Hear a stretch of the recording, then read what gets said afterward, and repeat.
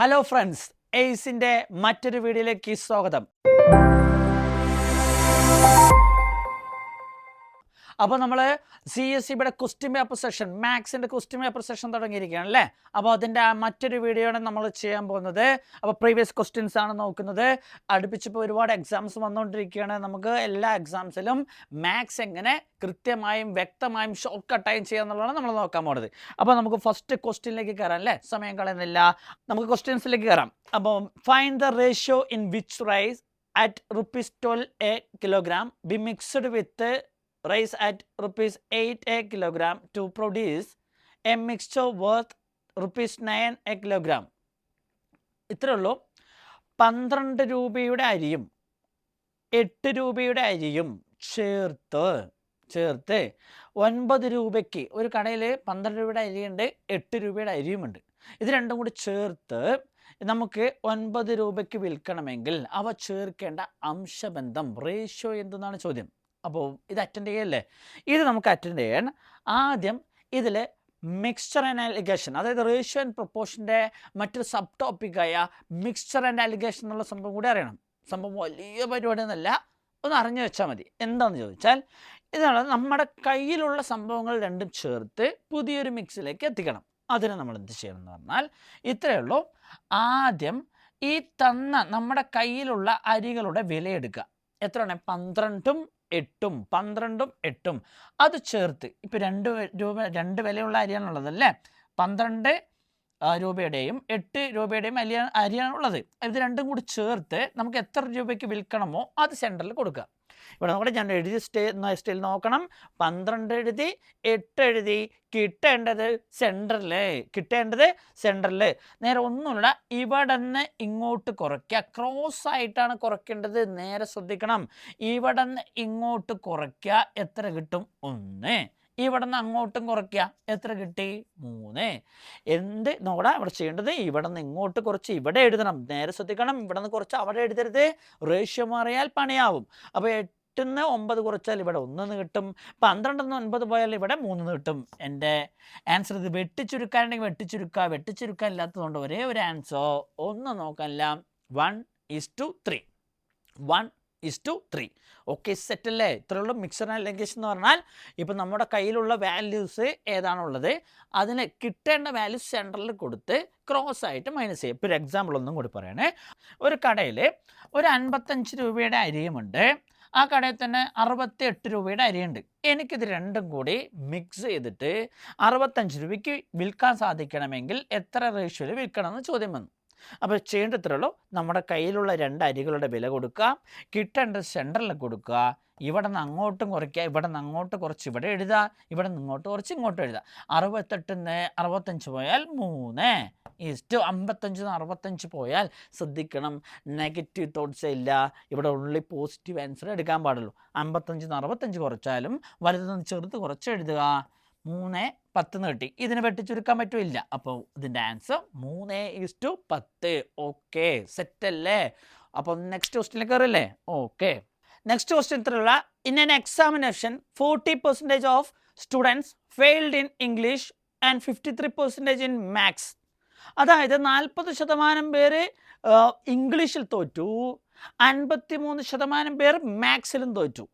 ഇത് തന്നെ ഈ 15% ഫെയിൽഡ് ഇൻ ബോത്ത് സബ്ജക്റ്റ്. 2 സബ്ജക്റ്റിലും 15% പേര് തോറ്റു. അതാണ് വിഷയം. ഇവിടെ 2 സബ്ജക്റ്റാണുള്ളത്. ഒന്ന് ഇംഗ്ലീഷിനെ പറ്റിയും അതുപോലെ തന്നെ മാത്സിനെ പറ്റിയാണ് പറയുന്നത്. ഇവിടെ മാത്സിൽ 40% പേര് തോറ്റു, 53% പേര് ഇംഗ്ലീഷിലും തോറ്റു. 2-ലും തോറ്റവർ 15%. എൻ്റെ ചോദ്യം എത്ര ഉള്ളൂ? What is the percentage of those who passed in both subject? 2 സബ്ജക്റ്റിലും ജയിച്ചവർ എത്ര ശതമാനം എന്നാണ് ചോദ്യം. അപ്പോൾ ആ ചോദ്യത്തിലേക്ക് കയറാം. ഇതിനാദ്യം അറിയേണ്ടത് ഇത് ഏത് ചാപ്റ്റർ എന്നറിയാം. ഇതാണ് പേഴ്സൻറ്റേജ്, ശതമാനം എന്നുള്ള ചാപ്റ്ററിലാണ്. അപ്പോൾ ഇത് ഞാൻ ചെയ്ത് കാണിക്കാം. ഇത്രയേ ഉള്ളൂ. ഇത് നമുക്ക് വെൻ ഡയഗ്രാം യൂസ് ചെയ്തിട്ട് ചെയ്യാം, അതല്ലാതെയും ചെയ്യാം. ഇപ്പോൾ അതിനല്ലാതെ ചെയ്യണമെങ്കിൽ ഇവിടെ ശ്രദ്ധിക്കണം. ഞാൻ ആദ്യം വെൻ ഡയഗ്രാം ജസ്റ്റ് ഒന്ന് കാണിച്ചു തരാം കേട്ടോ. ഇതാണ് വെൻ ഡയഗ്രാം. ഒരു ബോക്സ് വരയ്ക്കുക, അതിന് അകത്ത് 2 സർക്കിൾ ചേർത്ത് വരയ്ക്കണം. ഇതിൽ ഈ സർക്കിൾ എന്ന് പറയുന്നത് നമുക്ക് ഇംഗ്ലീഷിൽ ഫെയിൽഡ് ആയവരാണ്. അതേ തന്നെ ഈ സർക്കിൾ എന്താ വെച്ചാൽ മാത്സിൽ ഫെയിൽഡ് ആയവർ. ഇത് രണ്ടിലും കോമൺ ആയി ഉള്ളത് കൊണ്ടാണ് ഞാൻ ഇത് ചേർത്ത് വരച്ചത്. ഇതിൽ രണ്ടിലും ഇംഗ്ലീഷിലും മാത്സിലും ഫെയിൽഡ് ആയ ആൾക്കാരുടെ എണ്ണമാണ് ആ സെൻറ്ററിലുള്ളത്. അപ്പോൾ നമുക്ക് ചെയ്ത് നോക്കാം. ഈ സർക്കിൾ നോക്കുന്ന സമയത്ത് ഇത് 40% ഉണ്ട് ഇംഗ്ലീഷ് തോറ്റവർ. അതുപോലെ തന്നെ മാത്സ് തോറ്റവർ എത്ര ശതമാനമാണെന്ന് നോക്കുമ്പോൾ 53% പേരുണ്ട്. ഇവിടെ ശ്രദ്ധിക്കണം, ഈ ബോക്സ് എന്ന് പറയുന്നത് എപ്പോഴും 100% ആണ്, 100%.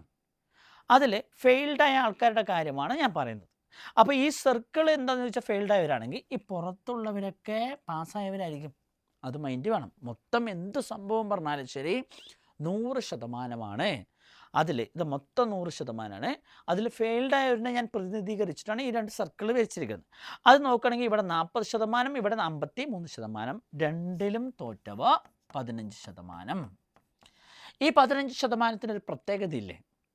ഞാനിപ്പോൾ 40% പേര് ഇംഗ്ലീഷ് തോറ്റവരുടെ ഒരു ലിസ്റ്റ് എടുത്ത് നോക്കി.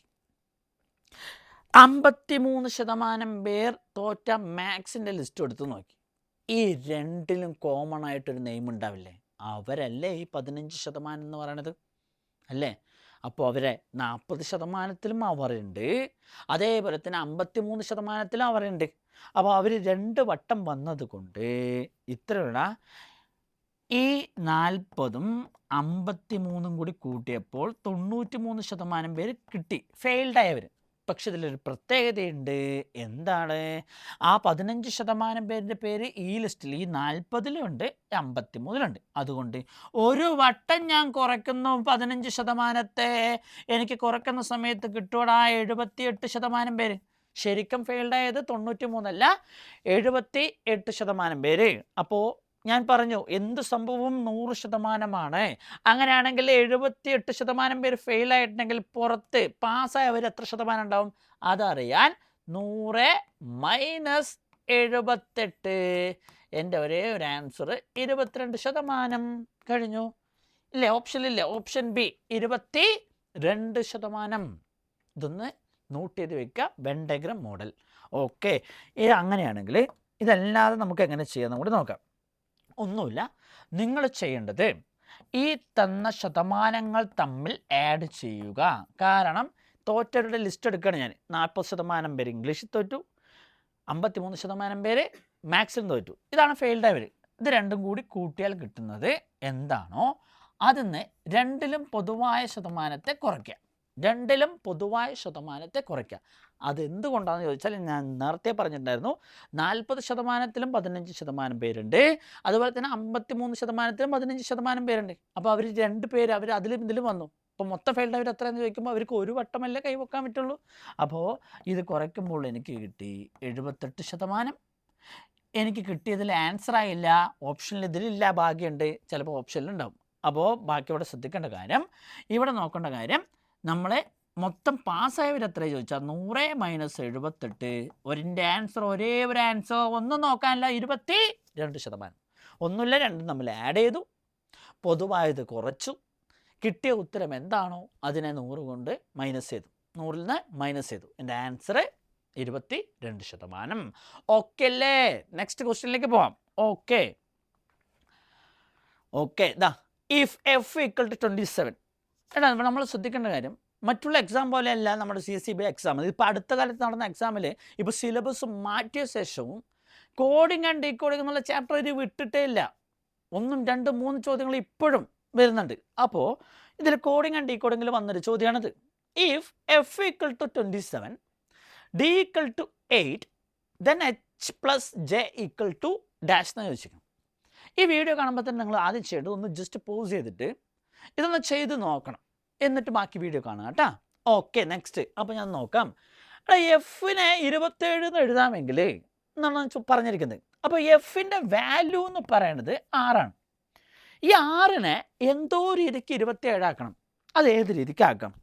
എൻ്റെ അഭിപ്രായത്തിൽ നമുക്ക് നോക്കുകയാണെങ്കിൽ 27 പറയുന്നത് എവിടെയെങ്കിലും ഒരു സ്ക്വയറോ ക്യൂബോ ആയിട്ട് ബന്ധപ്പെട്ട് എന്തെങ്കിലും ഉണ്ടോ നോക്കണം. ഇല്ലേ? 3ൻ്റെ ക്യൂബല്ലേ 27. അപ്പോൾ ആ 3ൻ്റെ ക്യൂബിനെ എങ്ങനെ ആക്കാം നോക്കിയാൽ ഈ 6ൻ്റെ പകുതിയല്ലേ 3, അതിൻ്റെ ക്യൂബ് എടുത്തു, എൻ്റെ ആൻസർ 27. അങ്ങനെയാണെങ്കിൽ നെക്സ്റ്റ് ഡിയുടെ വാല്യൂ 4. പറഞ്ഞോടാ എന്ത് വരും? അതിൻ്റെ പകുതി.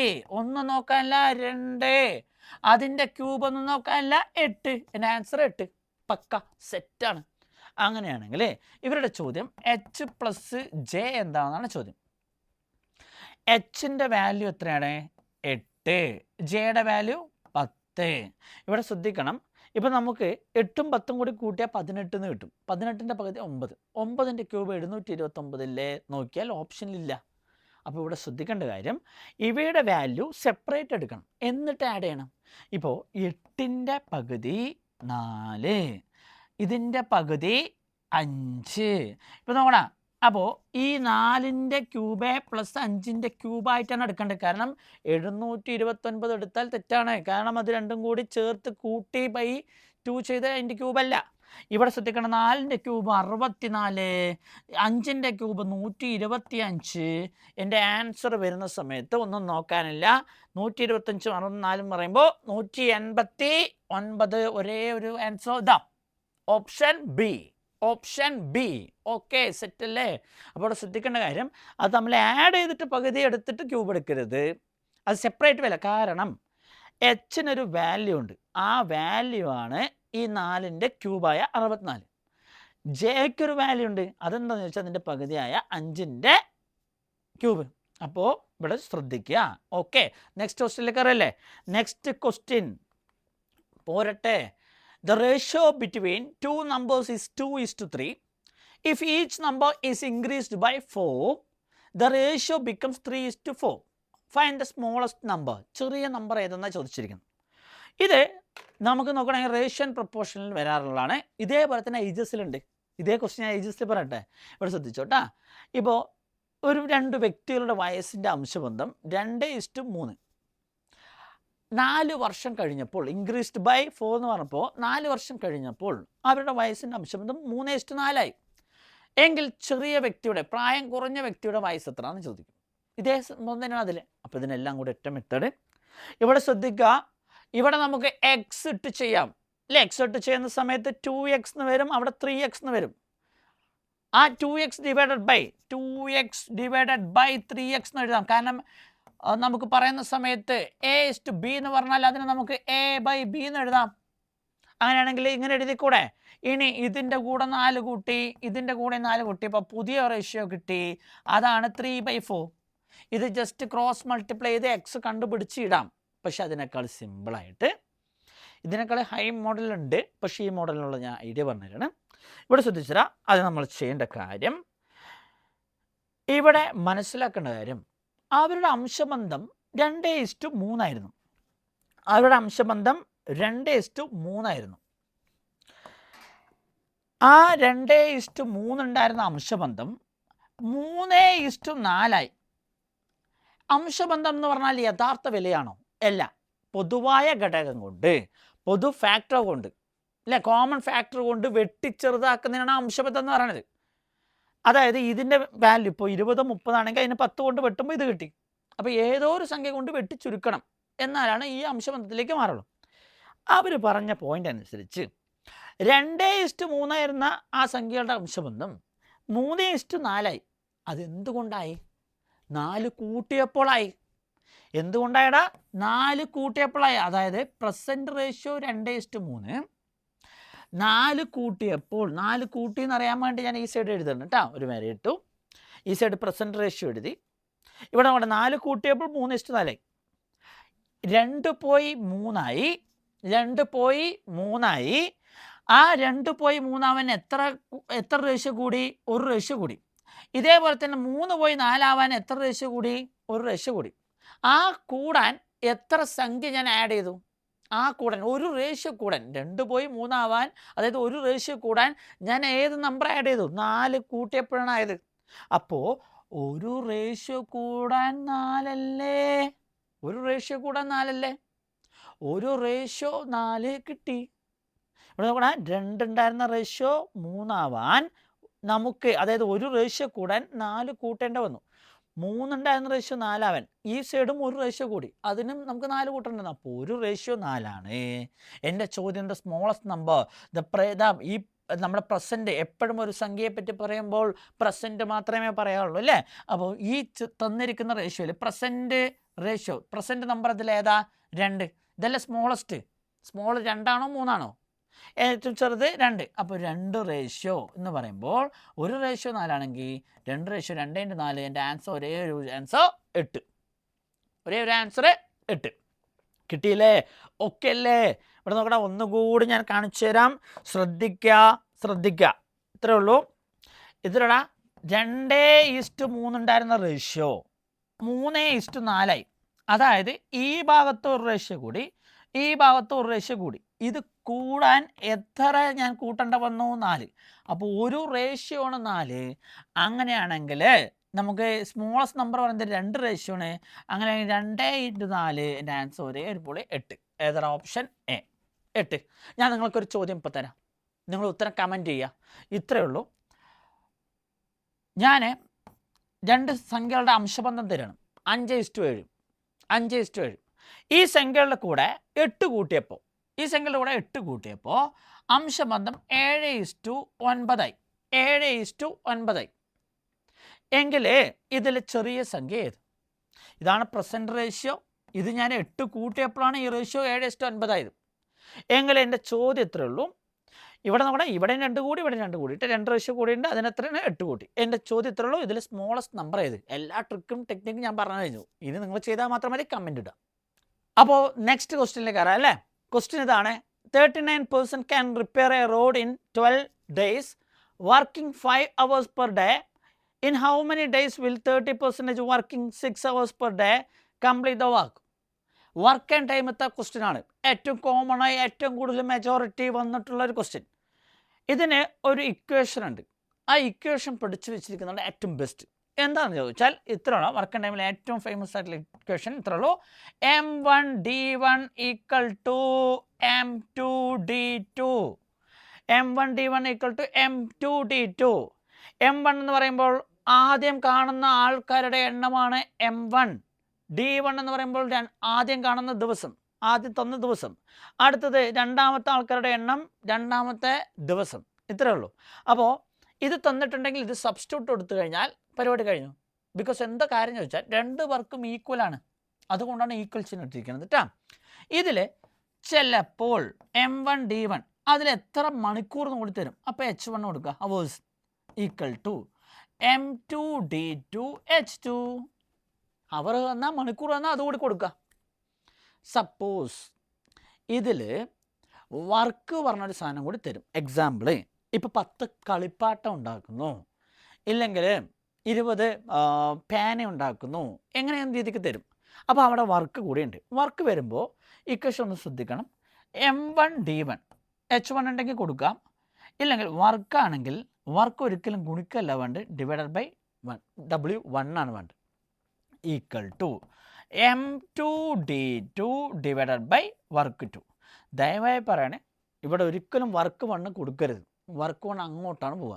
അപ്പോൾ ഇവിടെ ശ്രദ്ധിക്കണം. അതിന് പകരം /work 1 എന്ന് വയ്ക്കുക. സമത്തിന് അപ്പുറം ഇപ്പുറം 2 ഭിന്നസംഖ്യകളുണ്ടെങ്കിൽ അതൊന്ന് ജസ്റ്റ് ക്രോസ് മൾട്ടിപ്ലൈ ചെയ്യാം. അപ്പോൾ വർക്ക് 2 ഇങ്ങോട്ട് വരില്ലേ? അപ്പോൾ ഇക്വേഷൻ ഇത്രേ ഉള്ളൂ. M1 D1 work 2 = M2 D2 work 1. ഇതാണ് ഇതിൻ്റെ ഇക്വേഷൻ. ദയവായിട്ട് എഴുതി സെറ്റാക്കി വയ്ക്കാം.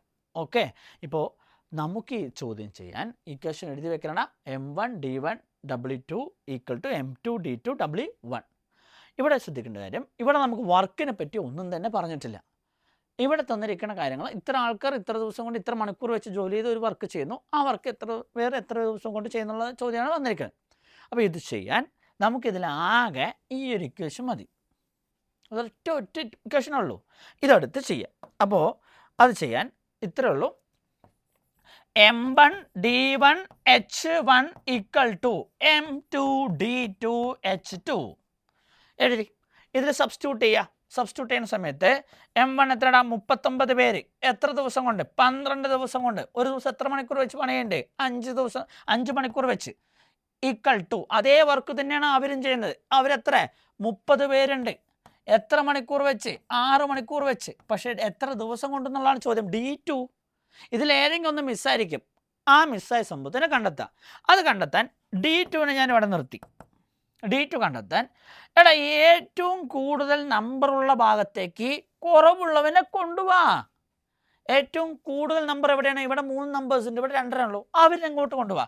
അപ്പോൾ 39 × 12 × 5 ഡിവൈഡഡ് ബൈ അവരെ കൊണ്ടുവരുമ്പോൾ താഴെ ആയിരിക്കും, അവർക്ക് താഴെ സീറ്റ് കിട്ടുള്ളൂ, അവരെ എണ്ണം കുറവാ അല്ലേ. അപ്പോൾ വരുന്ന സമയത്ത് നേരെ ഇങ്ങോട്ട് കൊണ്ടുവന്നു. നേരെ നോക്കടാ, ഈ 6 12 വെട്ടി 2 തവണ, ഈ 2 30 വെട്ടി 15 തവണ, 5 ഇതിൽ വെട്ടി 3 തവണ, 3 39 വെട്ടി 13 തവണ. എൻ്റെ ആൻസർ ഒരേ ഒരു ആൻസർ ഓപ്ഷൻ സി 13 കേട്ടോ. വെട്ടാൻ അറിയണം. നിങ്ങളാ വെട്ടാൻ അറിയാൻ ആദ്യം 10 ഗുണനപ്പെട്ടി വ്യക്തമായി പഠിച്ചു വെച്ചിരിക്കുക. അല്ലാതെ ഇതുകൊണ്ട് ഗുണിക്കാൻ നിൽക്കരുത്. ഇത് ഗുണിച്ച് ഇതും ഗുണിച്ച് നിങ്ങൾ ഹരിക്കാമെന്ന് വിചാരിച്ചാൽ നടക്കില്ല. എക്സാം കഴിഞ്ഞാൽ എല്ലാവരും വീട്ടിൽ പോയിട്ടുണ്ടാവും. അപ്പോൾ ദയവായിട്ടൊന്ന് ശ്രദ്ധിക്കുക. അപ്പോൾ എൻ്റെ ഒരേ ഒരു ആൻസർ 13. ഇത്രയേ ഉള്ളൂ formula. M1 D1 H1 = M2 D2 H2. ഫോർമുലയെ support ചെയ്ത ആളാണ് ഞാൻ, അത്ര വേണ്ടെന്ന് പറയും, പക്ഷേ ഇതാണ് ഏറ്റവും ബെസ്റ്റ്, ഇത് തന്നെയാണ് ചെയ്യുന്നത് എന്നാ. അപ്പോൾ ഇതൊന്ന് ഓർത്ത് വയ്ക്കുക. നെക്സ്റ്റ് ക്വസ്റ്റ്യനിലേക്ക് കയറല്ലേ. ഓക്കെ, എക്സാംസിൻ്റെയൊക്കെ സമയങ്ങളാണ്. ഞങ്ങളെ കട്ടയ്ക്ക് പഠിക്കണം, ഉഷാറാക്കണം, ഒരു കുറവും വരരുത് കേട്ടോ. അപ്പോൾ നെക്സ്റ്റ്, ഇഫ് 1/1/2001 മൺഡേ, ദെൻ 1/1/2010 ഏത് ദിവസം എന്നാണ് ചോദിച്ചിരിക്കുന്നത്. ഈ അടുത്ത കാലത്തുള്ള ക്വസ്റ്റ്യൻ പേപ്പറിലടക്കം വന്നിട്ടുണ്ടല്ലോ അല്ലേ, നിങ്ങൾ നോക്കിയിട്ടാന്ന് വിചാരിക്കണോ. കുറച്ചും കൂടി ലോങ് ആയിട്ടുള്ള ഇയേഴ്സ് ഒക്കെ തന്നിട്ടുണ്ടായിരുന്നു.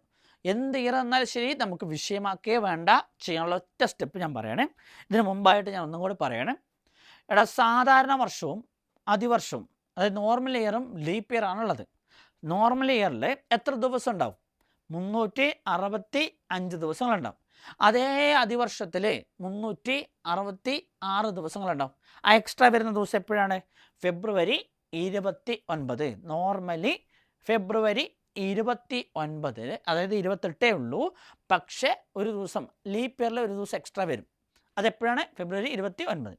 ഓക്കെ, അത് എത്ര കൊല്ലം കൂടുമ്പോഴാണ് വരിക? യെസ്, പറഞ്ഞോ, 4 കൊല്ലം കൂടുമ്പോൾ. 4 കൊല്ലം കൂടുമ്പോഴേ അങ്ങനെ വരാറുള്ളൂ അല്ലേ. അപ്പോൾ തന്നിരിക്കുന്ന വർഷത്തെ ലീപ്പ് ഇയർ ആണെന്ന് അറിയാൻ എന്ത് ചെയ്യണം? ഇപ്പോൾ 2016 ലീപ്പ് ഇയർ ആണെന്ന് അറിയാൻ അവസാന 2 അക്കങ്ങളെ 4 കൊണ്ട് ഡിവൈഡ് ചെയ്യുക. ചെയ്യുന്ന സമയത്ത് നിനക്ക് സിസ്റ്റം 0 കിട്ടിയാൽ അതൊന്നും നോക്കാനല്ല, ലീപ്പ് ഇയർ ആണ്. പക്ഷേ സെഞ്ചുറീസിനെ ഹരിക്കേണ്ടത് 4 കൊണ്ടല്ല, 400 കൊണ്ടാണ്. എന്താ സെഞ്ചുറീസ് എന്ന് പറഞ്ഞാൽ 100 കൊല്ലം കൂടുമ്പോൾ, നൂറ്റാണ്ടുകളാണ് സെഞ്ചുറീസ് എന്ന് പറയുന്നത്. 300, 400-ാം ആണ്ട്, 500-ാം ആണ്ട്, ഇങ്ങനെയുള്ള സെഞ്ചുറീസ്. ഇതിനെ ഹരിക്കേണ്ടത് 4 കൊണ്ടല്ല, 400 കൊണ്ടാണ്. കാരണം 4 കൊണ്ട് ഹരിച്ച് കൃത്യമായി ഡിവൈഡ് ചെയ്യും. അപ്പോൾ അതല്ല വേണ്ടത്, 400 കൊണ്ട്. അപ്പോൾ ലീപ്പ് ഇയർ ആയ ആദ്യത്തെ നൂറ്റാണ്ട് ഏതാ ചോദിച്ചാൽ 400, പിന്നെ ഏതാ 800, പിന്നെ 1200, 1600 കൊണ്ട് ഇങ്ങനെ പോകും. അപ്പോൾ നമ്മുടെ ഇതൊക്കെ ഞാൻ ജസ്റ്റ് കാര്യങ്ങളായിട്ട് പറഞ്ഞതാണ്.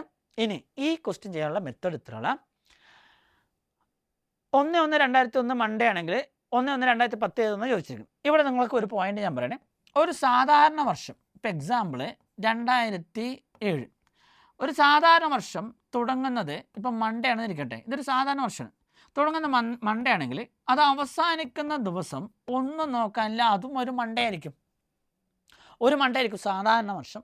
ഒരു നോർമൽ ഇയർ തുടങ്ങുന്നതും അവസാനിക്കുന്നതും ഒരേ ദിവസമായിരിക്കും. പക്ഷേ ലീപ്പ് ഇയർ 1/1/2012 ട്യൂസ്ഡേ ആണെങ്കിൽ 31/12/2012 ആ വർഷം അവസാനിക്കുന്നത് വെഡ്നെസ്ഡേ ആയിരിക്കും, ഒരു ദിവസം കഴിഞ്ഞായിരിക്കും. എന്തുകൊണ്ടാണ് അങ്ങനെ സംഭവിക്കണേ എന്നാന്ന് ചോദിച്ചാൽ ഫെബ്രുവരി 29 ഒരു എക്സ്ട്രാ ഒരു ദിവസം വരുന്നുണ്ട്. അപ്പോൾ അവസാനിക്കുന്നത് ഒരു ദിവസം നീണ്ടുപോകും.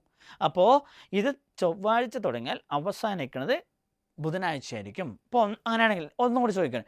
1/1/2008 ലീപ്പ് ഇയർ ആണ്. അത് അവസാനിക്കുന്ന 31/12/2008 എന്തായിരിക്കും? അതായത് 1/1/2008 ലീപ്പ് ഇയർ ആണ്. അതൊരു മൺഡേ ആണെന്ന് ഇരിക്കട്ടെ. അങ്ങനെയാണെങ്കിൽ 31/12/2008 എന്തായിരിക്കും? അത് മൺഡേ തുടങ്ങിയ ഒന്നും നോക്കാനല്ല, അവസാനിക്കുന്നത് ട്യൂസ്ഡേയിലായിരിക്കും. ഇത് മൈൻഡിൽ വെക്കാം. അപ്പോൾ ഈ ക്വസ്റ്റ്യൻ്റെ ട്രിക്ക് പറയണേ. ഫസ്റ്റ് സ്റ്റെപ്പ്, ഈ വർഷങ്ങൾ തമ്മിലുള്ള വ്യത്യാസം നോക്കണം. അതായത് 2001 കൂടെ എത്ര കൂട്ടിയാൽ, വ്യത്യാസമല്ല എത്ര കൂട്ടിയാൽ 2010 നോക്കണം. 2001 കൂടെ എത്ര കൂട്ടിയാൽ 2010 നോക്കണമെങ്കിൽ 9 വർഷങ്ങൾ വേണം. 9 വർഷങ്ങൾ അല്ലേ, 9 വർഷങ്ങൾ വേണ്ടേ? 2001 കൂടെ എത്ര വർഷം കഴിഞ്ഞാലാണ് 2010 9 വർഷം. ആ വർഷം എടുത്ത് എഴുതാം. ഫസ്റ്റ് സ്റ്റെപ്പ് ഇത്രയേ ഉള്ളൂ. എത്രയാണോ ഇവിടെ ശ്രദ്ധിക്കണം, എത്ര വർഷമാണോ കൂട്ടിയാൽ ആ വർഷം എത്തുക അത് എടുത്ത് എഴുതി. അതിനുശേഷം ഇതിലെ ഫെബ്രുവരി 29 എണ്ണം എടുക്കുക.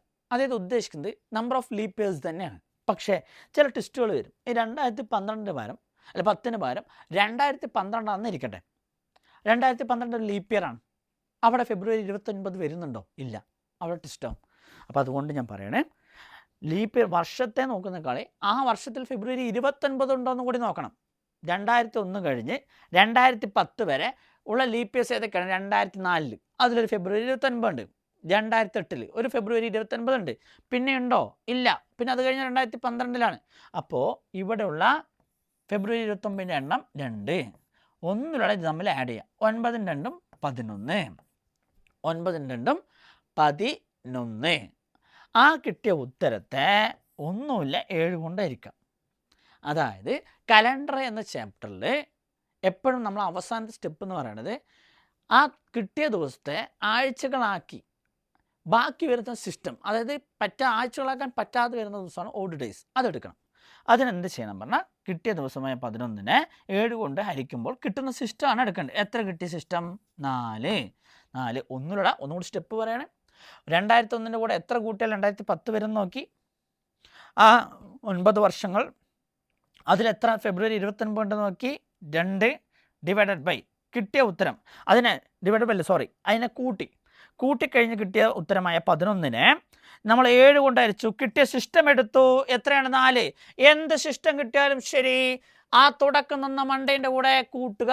Monday plus 4 Tuesday, Wednesday, Thursday, Friday. Tuesday, Wednesday, Thursday, Friday. Answer ഇല്ലേ? Answer the option D, Friday. ഒരേപോലെ ഉഷാറ് ട്ടാ. ഇവിടെ ശ്രദ്ധിക്കണം. അപ്പോൾ ഇത്രേ ഉള്ളൂ ചെയ്യേണ്ട സ്റ്റെപ്പ്. എത്ര വർഷം കൂട്ടിയാൽ 2010 ആവുമെന്ന് നോക്കി. അതിനുശേഷം അതിൽ നമ്പർ ഓഫ് 29 ഫെബ്രുവരി 29 നോക്കി 2. അതിനുശേഷം അത് കിട്ടിയ ഉത്തരത്തെ 7 കൊണ്ട് ഹരിച്ചു. കിട്ടിയ സിസ്റ്റം എടുത്തു. അതിനെ തുടക്കം നിന്ന ആ ആഴ്ചയുടെ കൂടെ കൊണ്ട് കൂട്ടി. എൻ്റെ ആൻസർ ഫ്രൈഡേ. കിട്ടിക്കഴിഞ്ഞു. കിട്ടിയില്ലേ? Okay, the Friday. ഓക്കെ, അപ്പോൾ ഇന്നത്തെ ക്വസ്റ്റ്യൻ പേപ്പർ സെഷൻ നമ്മൾ ഏകദേശം നോക്കിയിരിക്കുകയാണ്. അപ്പോൾ നോക്കണം. അപ്പോൾ ഈ ഇടയ്ക്കിടയ്ക്ക് ഇനി ഇതുപോലെ തന്നെ കുറേ ചോദ്യങ്ങൾ നമുക്ക് ഡിസ്കസ് ചെയ്യാനുണ്ട്. കൂടെ കട്ടയ്ക്ക് നിൽക്കുക. 2026 നമുക്കുള്ള വർഷമാവട്ടെ. ഉഷാറാക്കുക, നന്നായി പഠിക്കുക. എക്സാംസിൽ നമുക്ക് കോമ്പറ്റീഷൻ ഹൈ ആണെന്ന് അറിയാലോ. അപ്പോൾ കട്ടയ്ക്ക് നമുക്ക് നന്നായി പഠിച്ചാൽ കിട്ടാവുന്ന ഒരു ജോലി മാത്രമാണ് CSEB. നമുക്ക് പഠിച്ച് നല്ലൊരു ബാങ്ക് ഉദ്യോഗസ്ഥനോ ഉദ്യോഗസ്ഥയോ ആവണം എന്നുള്ള മൈൻഡ് മാത്രം വെച്ചിരിക്കുക. 2026 നിങ്ങൾക്ക് നല്ലൊരു വർഷമാവട്ടെ എന്ന് ആശംസിച്ചുകൊണ്ട് ഇന്നത്തെ ക്ലാസ് ഞാൻ വൈൻഡ് അപ്പ് ചെയ്യണേ. അപ്പോൾ all the best guys, നന്നായി പഠിക്ക്. ബൈ ഡാ.